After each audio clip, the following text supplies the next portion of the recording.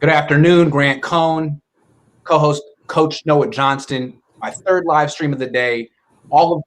Each title has been about Richard Sherman. Got to talk about the news of the day. I want to give all of my guests an opportunity to give their take on it, but I assure you, this entire show isn't all about Richard Sherman. It's just what we're leading with. We have actually a pretty cool show that we've had planned. What if football were an Olympic sport? How would the 49? How would round out the roster? I think it'd be a great discussion. But first, we should probably talk about the breaking news. You haven't had an opportunity to talk about it. I'm just curious to talk about it from the sake of what's the fallout here in terms of for him. Well, I think it's going to put his media career on hold for a little bit, at least till kind of all this stuff gets straightened out. Yeah, I think relative to the 49ers, this really doesn't mean anything. That they weren't going to sign him. It doesn't look like it. If they were going to sign him, then it would have been done already. This isn't a story where it was old news and then like you could say, oh well, they knew about this before, that's why they didn't sign him. No, This just happened. So this didn't play a factor into them not signing him. So I mean, relative to the 49ers, like other than this is just a player that played for them in this past year, I don't think it's like it's not going to affect them this year. One thing that kind of bothers me about it is if I were Richard Sherman's defense attorney, like the way the police department released the information, domestic violence, burglary, like first of all, he didn't hit anyone and he didn't steal anything. So Technically what he did probably fit those legal definitions, but right away you create a perception about a black man among the public that this guy beat up his wife and stole her purse or something like that, when that's not. I mean, he broke the law. It seems like he probably was drunk, probably did a DUI, probably resisted arrest, but the initial impression of what happened wasn't necessarily the case, and that's, the fault of the cops. They also mistakenly said that he was divorced and his wife had to go on Twitter and be like, I just saw that. Yeah, we're not divorced. Get the facts right. So all of a sudden, right away, you're like, is this another police department kind of playing fast and loose with the truth with a black man? You have to ask those questions. Yeah, of course. Yeah, I'm always like, I think you have to apply like our law here says you're innocent until you're proven guilty. That's true. And I think you have to apply that in situations. I mean, it's not like you haven't seen this in the past where someone has been accused of something and then, there are people in jail right now that have not committed those crimes. And, now that DNA is big involved, like people are getting out, they're finding this person didn't do this crime. So, and it's not always although often, it's not always necessarily a racial thing. It can be something else. But there are people that are wrongfully accused. When I was younger, I used to be a proponent of the death penalty. Like, oh yeah, like slap it. But you know what? As I kind of learn more, that there's innocent people in jail in our system. I would rather not put people to death to save the people that might have been accused of something and be innocent, and not have those people get the ultimate penalty rather than to really tack it on for everybody. Yeah. And under that premise, I would just say, I think it's better for everybody to just hold their judgment and let everything come out. Let it run its course before you start passing judgment, because the media does have power. It's part of the reason why people are trying to shut down the media, because there is an essential power. It's power to inform and to create opinions. And I think we have to take it easy before we just all of a sudden jump to a conclusion. I just feel like based on the initial evidence or the initial report, you're thinking, man, this guy's a monster, and two, he's done. Like done in the league, done in media, might go to jail. Now you're thinking, well, if he didn't steal anything, he didn't hit anyone, and what he's guilty of is maybe driving drunk and abandoning the car and resisting arrest. Those are serious things too. But now the perception, maybe he can you know, pay his debt to society for those things and start over. I mean, those aren't necessarily deal breakers. Like, he could have had the worst day of his life, lost his mind temporarily, and be contrite, pay, make up for it and start over and have a life, go back into media. I think that's an important distinction to make here. He potentially didn't do anything that he can't come back from if he does the right things. You know what I'm saying? Absolutely. I mean, he like there's tons of people that have done worse and put together. I mean, right? The guy that Catch Me If You Can is about, right? Like he's like he like leads the industry in fraudulent exposure right now. I mean, there's tons of examples. Like just because you did something wrong doesn't necessarily mean you're a bad person. This is an interesting question here. It says, what's up with the part of the cops in one jurisdiction calling the Redmond PD to tell them Sherman is on his way? Yeah, that's the initial detail. But around 11:30 or 11:50, the cops in Redmond were alerted that, hey, Sherman's coming from Maple Valley up here and he's upset. So to me, my guess is that whatever house he was going to, whatever in-laws these were, had been alerted of his imminent arrival and were freaked and called the cops. And supposedly I read, I mean, supposedly he got out of his vehicle. So if he was on foot, maybe you don't want to race him. Because if he was on foot, yeah, man, who knows? Yeah. Anyway, so that's a good question. That's my best interpretation. Is that he called them and said, I'm coming. And they said, don't. And he said, I'm coming. And they called the cops. But I don't know. All the information is kind of interesting because it seems like the cops came out with their side of the story and it painted him in probably it's like a over the top characterized light. And now we're seeing more of a middle ground. So it's hard to say. We'll see. Yeah. And just no, I mean, if you had to, like, if you looked at the 49ers roster last year and you're like, oh, well, this situation is going to happen to a player on this roster, and you would like list and prioritize which players you think this is going to happen without giving the name, I think Richard Sherman would have been on the bottom of that list, right? Like, you would not think that Richard Sherman would have an incident such as this. I mean, but then again, you think, like, based on what? Like, I don't know him, but I guess he spent so much time in front of the microphone, the camera, that you think you know him. But you don't know anyone, man. You don't know any of these guys. You don't have a beat on these guys. No, you don't have a personal, like, like you had, for instance, you had that interview with Jimmy Ward. That was really personal, but it wasn't like it was an hour of his time. I mean, it's not, you don't really know a person. Like, it gives you an insight to somebody, but you don't really know the person. Barry Aballer said the 911 call got leaked. Very sad. The 911 operator did not help the situation. If anyone wants to give us a little cliff notes of what happened, you could let me know, because I haven't heard it, but be interesting. Yeah. But jeez. I mean, I would, for me, like, I'm going to let all the facts come out and then, make a judgment from there. I think everything's coming in quick, and now you're seeing there's mistakes were made, and like you just said, is it something that's really it could be a felony, right, potentially, but was it really, did he hurt anybody? No. Now if, like, he could have terrorized some old people. I mean, who knows? I'm not saying, like, let's not discount their side of the story. No, but no, there's a whole range of things that happen here, and it's good to note that there was no violence, even though it was called domestic violence, and there was no burglary, even though it was called burglary. It's good to remember.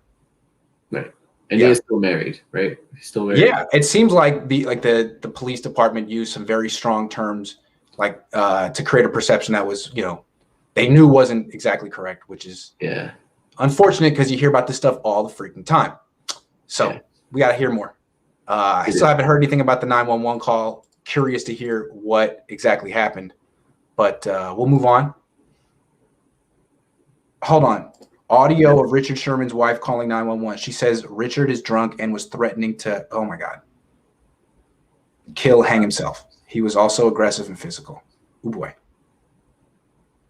Oh boy. Well, I mean, this is consistent with them putting him on a, what's it called? He was put on like basically a hold where they fear he's a danger to himself. Right. And for him to be driving drunk and for him to, plow into a center divider or whatever makes you think he was being,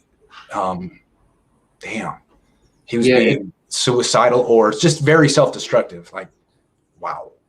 Yeah. So this might be a situation, and I don't just judge it from that information, where his family's trying to save Richard from himself. It sounds like, and I don't know, I mean, without knowing have all the facts, but it sounds like maybe he's, because from there, it's if his wife did call and said he's drunk and threatening to hang himself, right? He's not threatening her, right? He's saying he's being aggressive and physical. He didn't say that's not necessarily he's being aggressive and physical and throwing her around, or I mean, at least she didn't say that, but it sounds like he killed himself that night.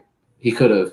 It sounds like they were concerned. It sounds like they were concerned for him. It not necessarily like it doesn't sound like they were fearing. On the freeway, he could have killed himself. He could have killed someone else. Yeah. Wow. So maybe he got in a fight. Maybe she left, went to her parents' house. Maybe he got drunk, threatened to kill himself. And they freaked out. Man, that's just a terrible story. And again, you hear about this stuff with like younger men. This guy's 33. I wouldn't think it's like all of a sudden he's becoming bipolar or something. Maybe it's just the agony of being done with your career, or maybe it's the hits he's taken. Who knows? There's so many different factors going on here, but it's very, very sad. Right. You never know. And people everyone has down moments in their life and reacts to things differently. And he just linked you to the call. I can't click on it, but if that's the call, then damn.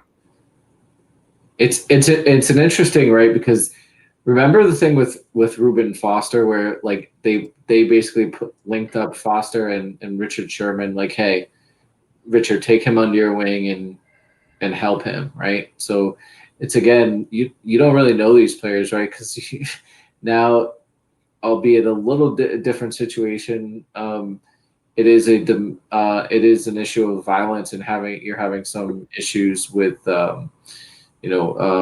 instability in your life, certainly, and it's just interesting that it's Sherman of all people. Let me see if I can pull it up and we can play it. Okay.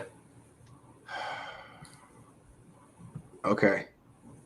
Let me see.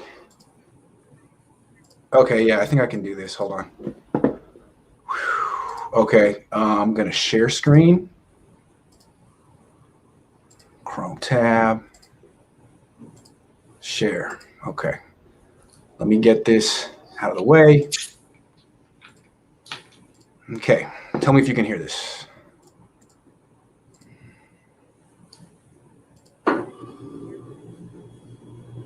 It's really. Can you hear it? Can you hear it? It's really low. Really low, huh?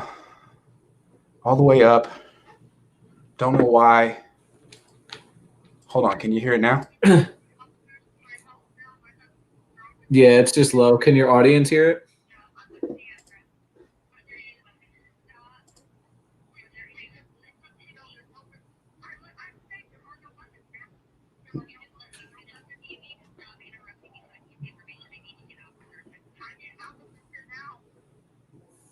Here, she says, I need officers here now. He's being aggressive. Okay. He's sending text messages. He's trying to leave. He's wrestling with my uncle. He's threatening to kill himself. He sent text messages to people saying he's going to hang himself. He's saying she says, please don't shoot. If the police show up, please don't shoot. He says if the police show up, he'll try to fight them. And she's saying, please don't shoot him. It's gotten physical. Yes, it has gotten physical. He just tried to fight my uncle.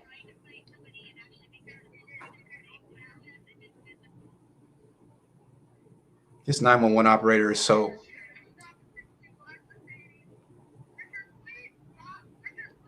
Richard, please stop. Richard, please stop. Richard, please stop. Black sedan.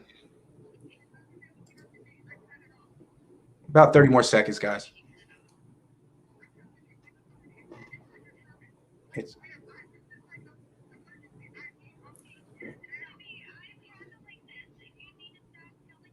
This lady, God.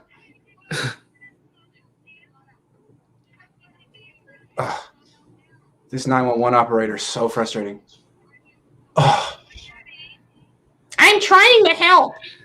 I hear some of that. I feel so bad for this lady, man. So rude. So rude. Sit. That's it. Okay.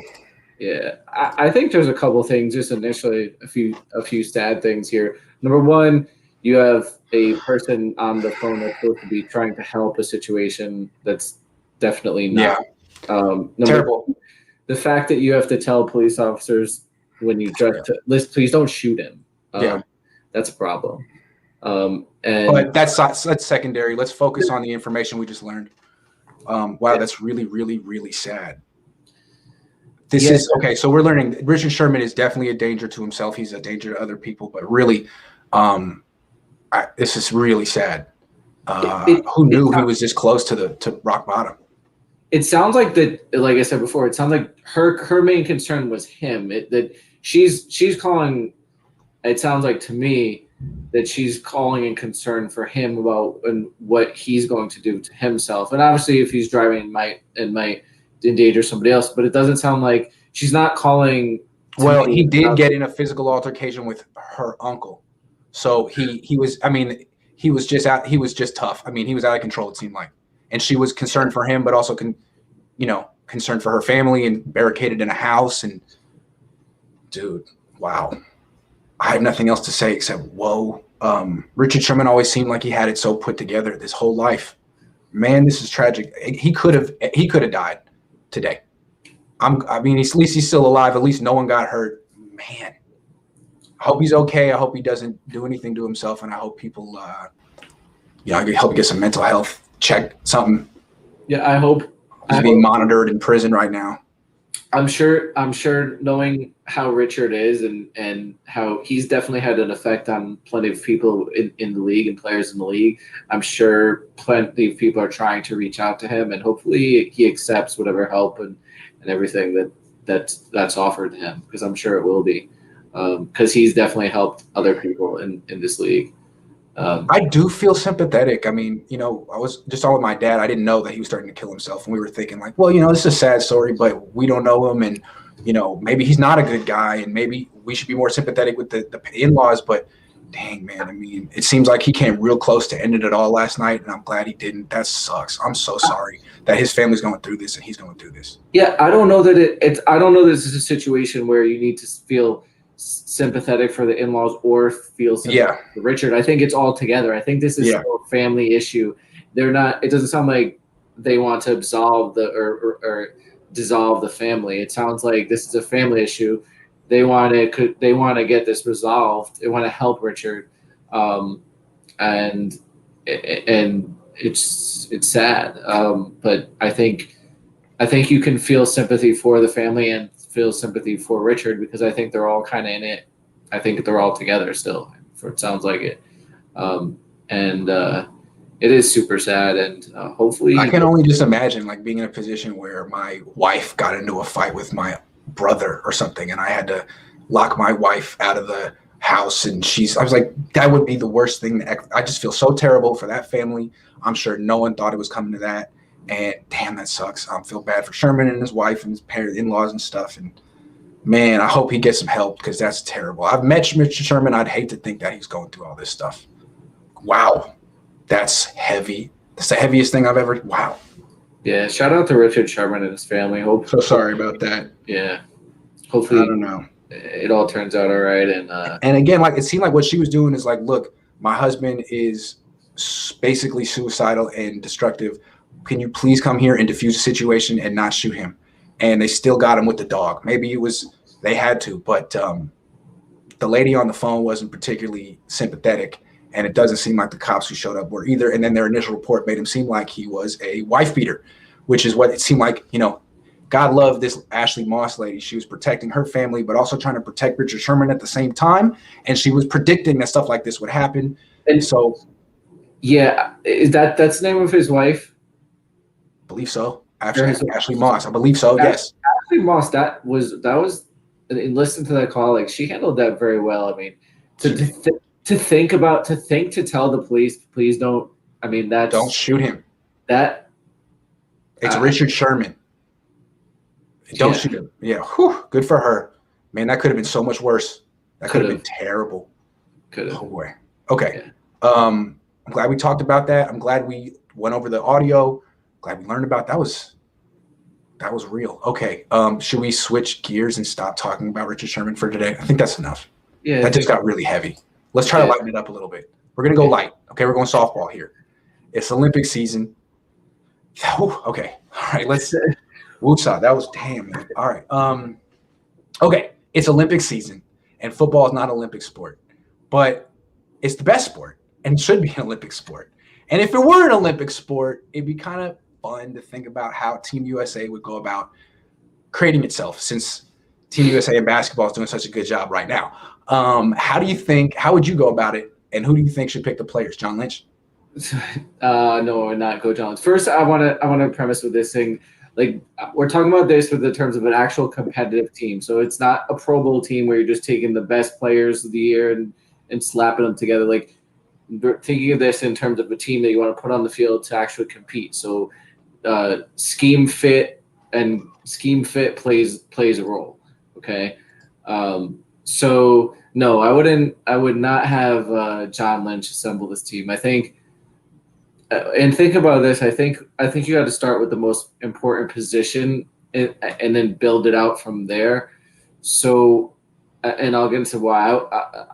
For quarterback, I'm going Mahomes, and because of that, it's gonna set the stage for a couple things. Like I think if in this Olympic format, I think since the quarterback being the most important position.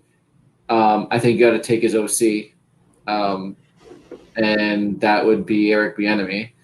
And then I think you probably got to take his head coach and make Andy Reid the head coach because of Patrick Mahomes. And that all said, to make sure there's perfect chemistry, take the GM too, Brett Veach. So I think Brett Veach of Kansas City, that's who I would have put together this roster to assemble the team, not John Lynch. Yeah. So then see, to me, like if you had this template for the Chiefs, like they already have like the ideal offense. What they don't have is, I think, the ideal running back for that team. They're one running back away from having the greatest offense all time. And to me, you could put Derrick Henry on the offense or Dalvin Cook. I mean, that'd be cool. And it should be one of those guys. But if you could just put some Tyreek Hill level speed, if you put Raheem Mostert on this team as the change of pace guy. It's interesting that you said that, because the first two backs that I actually put in are Alvin Kamara and Christian McCaffrey. Those are two guys. Yeah, absolutely. Not because I think they're necessarily the best in the NFL, but I think they're the best fit for this team. But still, it'd be fun. I mean, to assemble an offense where every wide receiver, running back have 4.3 speed, just because, Tyreek Hill and Raheem Mostert and I did DK.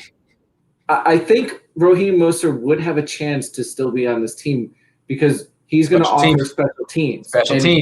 These guys on the team. Yeah. So I think Mostert could still make. I think Mostert makes the Team USA. Now, I think what we should do this is which other Niners would make Team USA. I think Bosa would make it on reputation. I don't have Bosa on my list. Because there are better edge rushers. I mean, there's Myles Garrett, there's T.J. Watt. My first two are Mac and There's and Mac. Mac and Mac. Garrett. Yeah. I think Mac is still outstanding. He's so good. And then inside you have Aaron Donald. I mean, I would go Buckner, but that's Buckner's on. But the thing was when think about this, as far as defensively, I'll get into that. But let me finish the offense first, and then we'll talk about defense. But I think because there's another guy I think people would think about offensively was George Kittle, right? But in going with Mahomes, I think I would go Kelsey first. I would put Kittle on the team, but I would go Kelsey first because he's got chemistry with Mahomes, and then I would go Kittle. Juice possibly if they want to use a fullback, but you could probably save a roster spot there. I mean, Kittle can play fullback if you need him if you need him to in there.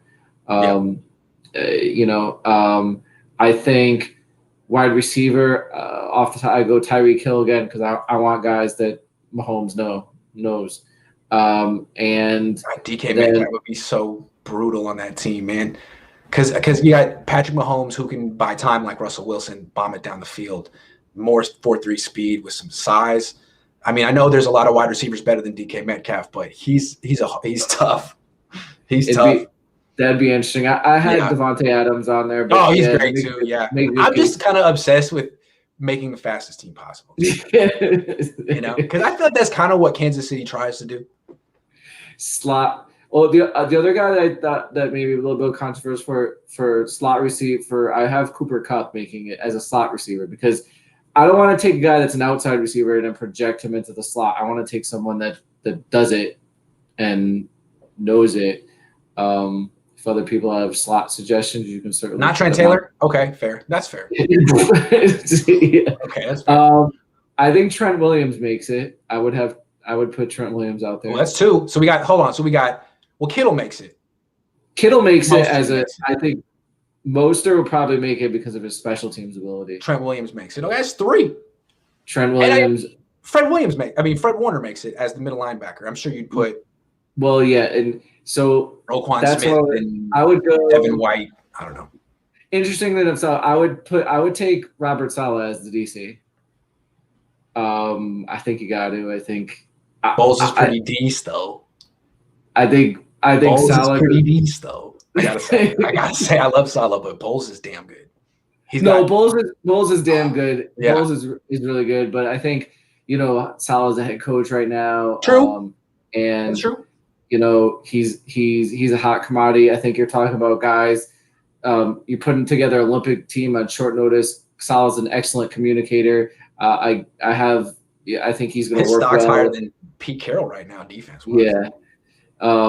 I just think I don't Saleh more than I do. I just think he would work great in that setting where you have to communicate to guys that you don't really know. You have to answer to a head coach that you don't really know, and a GM that you don't really know. So I think Saleh would be awesome in that. And that being said, I think you take Warner's your middle linebacker because he knows Saleh's system. And I would so one guy on defense, three guys on offense. It's 4 Niners on the Team USA. Well, I would put Jimmy Ward in there. Oh, the guy, the man, Jimmy Ward, because of Saleh. Mm-hmm. I think Saleh. You want to give them a safety that they know that Saleh knows. He knows how to use them. He's comfortable with them. I think Jimmy, going with I like that. Going with the Ward theme, put Jimmy Ward on there. Yeah, I like that.